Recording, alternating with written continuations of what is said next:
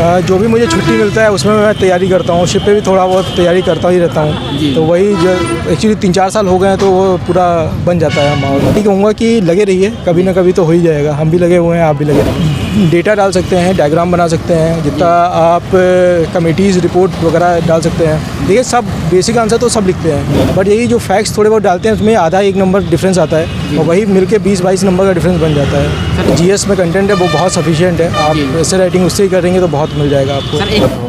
बस आप अपने आप को ऑफिसर की तरह सोचते रहिए, अच्छी पर्सनालिटी डेवलप हो जाएगी आपकी उसके साथ। हेलो दोस्तों, नमस्कार। मेरा नाम है मंजी। जैसा कि आप लोग जानते हैं कि यूपी पीसीएस इंटरव्यू चल रहा है। इसमें हम उत्तर प्रदेश लोक सेवा आयोग भवन के सामने सर अभी सर आया इंटरव्यू देगा। सर ये वो सारी चीज़ें हम कवर करेंगे, चाहे करंट अफेयर्स हो, चाहे ऑप्शनल सब्जेक्ट का सजेशनल क्वेश्चन, एक एक करके सब हम कवर करेंगे। पहला क्वेश्चन सर आपसे यही रहेगा कि आपका नाम क्या है, आपका होम डिस्ट्रिक्ट क्या है? मेरा नाम अंकुर गौतम है और मेरा होम डिस्ट्रिक्ट हरदोई है।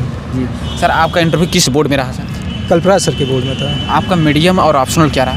मेरा मीडियम इंग्लिश था और ऑप्शनल एंथ्रोपोलॉजी था। आपका एजुकेशन बैकग्राउंड क्या है? मैं BE मरीन किया है, मैंने मरीन इंजीनियर हूँ। जी। करंट में सर कोई जॉब कर रहे हैं या फिर कोई? हाँ, मैं जॉब कर रहा हूँ। मैं एडिशनल चीफ इंजीनियर हूँ मर्चेंट नेवी में। जी, इस मर्चेंट नेवी सर। जी। तो सर इसके जॉब के साथ साथ तैयारी आप करते हैं? जी बिल्कुल। ये यूपी पीसीएस में कौन सा अटेम्प्ट रहा? मेरा ये चौथा अटेम्प्ट था और दूसरा मेंस था और पहला इंटरव्यू है। और इसके साथ साथ कोई यूपीएससी एग्जाम भी देते हैं सर? हाँ, यूपीएससी भी दे रहा हूँ, उसमें भी मेंस लिखा है बट हुआ नहीं अभी तक। जी सर, इंटरव्यू में प्रेस करने के बाद आपका पहला क्वेश्चन क्या रहा और किस सेगमेंट से था? एक्चुअली मेरा जैसे उन्होंने पता चला कि मैं BE मरीन से हूँ तो मेरा पूरा शिपिंग से ही पूरा पूछ रहे थे। तो बाद में शिपिंग को G20 से रिलेट किया उनने। GIS भी पूछा है और बजट पूछा था, योजनाएं पूछी थी और पॉलिटी से पूछा था। डियो जोपर्डाइज क्या होता है? क्वेश्चन क्या रहा है प्लीज़, जो पूछा गया प्लीज़ सर? जितना याद आ रहा है मुझे, पहले तो वो पायरेसी के लिए, सी पायरेसी के लिए मुझे पूछ रहे थे। फिर जो है G20 में क्या होता है, कितना % है, किसका इकोनॉमी में कितना है, वो सब पूछ रहे थे। उसके बाद जो है उन्होंने पूछा पॉलिटी में डबल जियोपर्डाइज क्या होता है, principle of doctrine of colouration क्या होता है, क्योंकि मुझे नहीं पता था, मैंने सॉरी बोला। और पॉलिटी में उन्होंने पूछा था, रिट पूछा था, हिबेस कॉर्पस वगैरह पूछा था। और फिर सर ने डेंसिटी के बारे में पूछा, सी वाटर की डेंसिटी क्या होती है।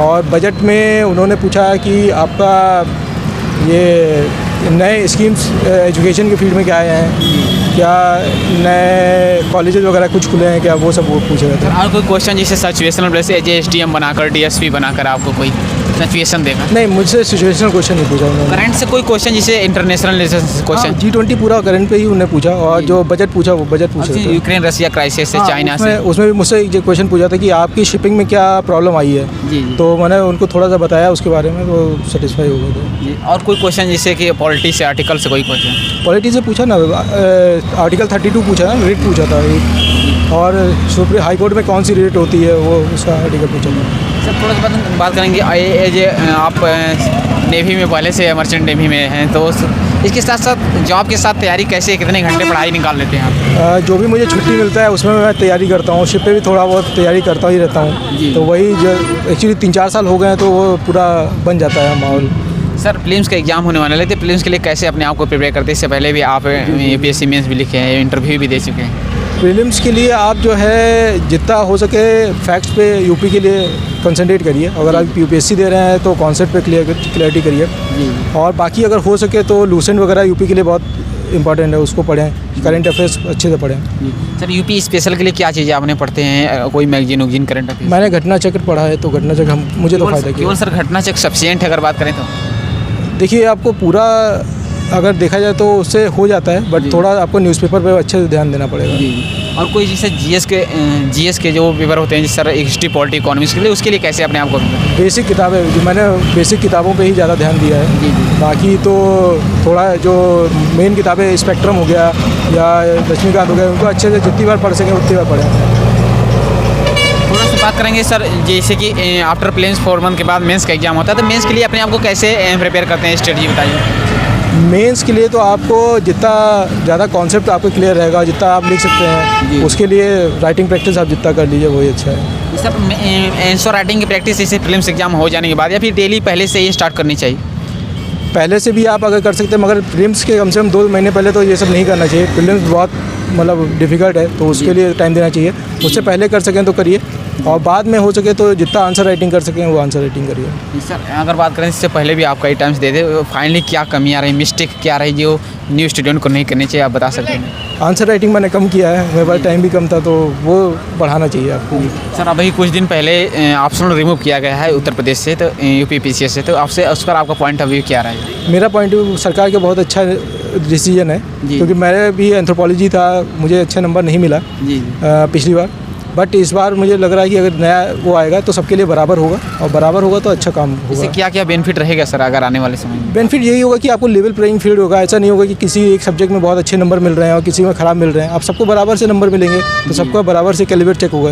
जी जी सर, ऐसे रनिंग के लिए कई बार कमेंट्स में आते हैं कंटेंट कहाँ से कलेक्ट करें, तो ऐसे के लिए कैसे प्रिपेयर? जो आपका जीएस में कंटेंट है वो बहुत सफिशिएंट है, आप जी। ऐसे राइटिंग उससे ही करेंगे तो बहुत मिल जाएगा आपको। सर एक बेस्ट आंसर लिखने के लिए, अथेंटिक आंसर लिखने के लिए क्या क्या क्वालिटी होनी चाहिए, जिससे ज़्यादा मार्क्स मिले, इंक्रीजिंग हो? जितना आप डेटा डाल सकते हैं, डायग्राम बना सकते हैं, जितना आप कमेटीज़ रिपोर्ट वगैरह डाल सकते हैं, देखिए सब बेसिक आंसर तो सब लिखते हैं, बट यही जो फैक्ट्स थोड़े बहुत डालते हैं उसमें आधा एक नंबर डिफरेंस आता है, और वही मिलके 20-22 नंबर का डिफरेंस बन जाता है। सर जो तैयारी कर रहे हैं स्टूडेंट, उन्हें क्या मैसेज देना चाहते हैं अपनी तरफ से, जो और बेसिक कहाँ से स्टार्ट करें? बेसिक एनसीईआरटी है, आप मैं तो एनसीईआरटी क्लास 6 से 8 तक भी बहुत बार पढ़ा हूँ, तो वो पढ़िए आप, कम से कम बेसिक पढ़ेंगे तो उससे आपको अच्छा होगा। सर विदाउट एनसीईआरटी नहीं काम हो सकता है?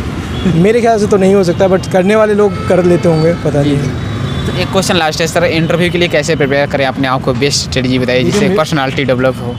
बस आप अपने आप को ऑफिसर की तरह सोचते जी। रहिए, अच्छी पर्सनालिटी डेवलप हो जाएगी आपकी। उसके साथ साथ डेली कोई प्रैक्टिस हो या फिर डेली अपने आप को कैसे मतलब अपनी जो बेसिक चीज़ें हैं उन पे काम करें, हॉबीज़ वगैरह पे काम करें। मुझसे हॉबी के बारे में भी पूछा था, फिर सर ने आखिरी में बोला भी, मतलब जैसे मैंने मेडिटेशन बोला तो उन्होंने बोला कहाँ पे जिक्र है इसका, तो गीता में है क्या, तो मैंने कहा सर एग्जैक्टली तो नहीं पता है, बट हाँ श्री कृष्ण ने बोला तो है योग के बारे में, उनको योग गुरु भी कहा जाता है, तो वो बोले हाँ इसी में है।